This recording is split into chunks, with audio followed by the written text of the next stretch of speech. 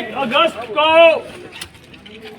माननीय जनेऊ कोर्ट के द्वारा जो आदेश आया है वो बाबा साहब और भारत के तमाम जो संविधान सभा था जिसने आपके अछूतपन के आधार पर जो आपके साथ छुआछूत होता था उसके आधार पर जो भागीदारी सुनिश्चित की थी, रिजर्वेशन सुनिश्चित की थी, उसके खिलाफ माननीय उच्चतम न्यायालय ने जो 1 अगस्त को वर्गीकरण का कोटा के अंदर कोटा का जो आदेश दिया है ये कहीं से भी संवैधानिक नहीं है। आर्टिकल 341 और 342 ये साफ साफ कहता है कि आरक्षण के सवाल पर कोई भी निर्णय या तो महामहिम राष्ट्रपति लेंगे या तो संसद लेगा। तो इसमें आरक्षण के अधिकार पर आरक्षण का जो दायरा है इस पर माननीय सुप्रीम कोर्ट का जो आदेश आया है वो पूरी तरीके से गैर संवैधानिक आदेश है। इसलिए ये पूरे बहुजन समाज में आज आक्रोश है। ये बताना चाहते हैं कि कुछ लोगों के आरक्षण का लाभ लेकर के आगे निकल गए हैं, कुछ लोग पीछे रह गए हैं। तो हम उनसे पूछना चाहते हैं कि सुप्रीम कोर्ट में 90% जज एक जाति के हैं, एक घर के हैं, तो इसलिए 300 लगभग घर के हैं।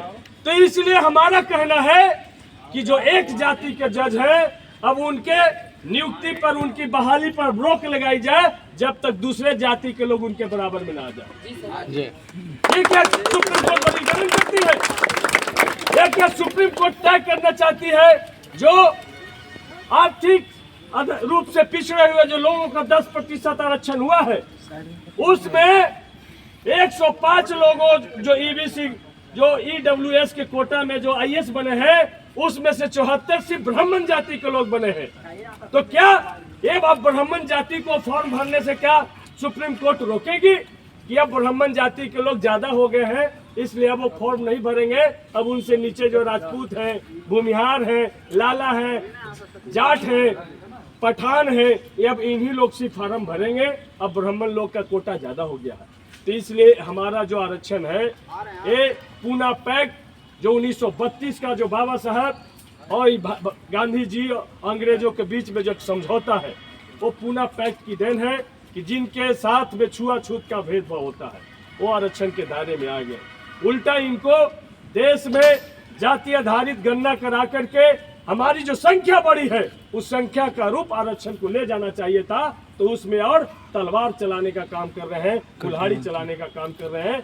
और सबसे ज्यादा शर्मिंदगी की बात है किस बिहार के पूर्व उप मुख्यमंत्री और गया के सांसद केंद्रीय मंत्री जीतन राम मांझी जी का बयान सबसे शर्मनाक है। ये तो कहते हैं फैसला 10 साल पहले आ जाना चाहिए था। तो भैया आप मुख्यमंत्री बन गए तो आपसे मंदिर क्यों छुआ रहा था? आपसे मंदिर नहीं छुआना चाहिए था।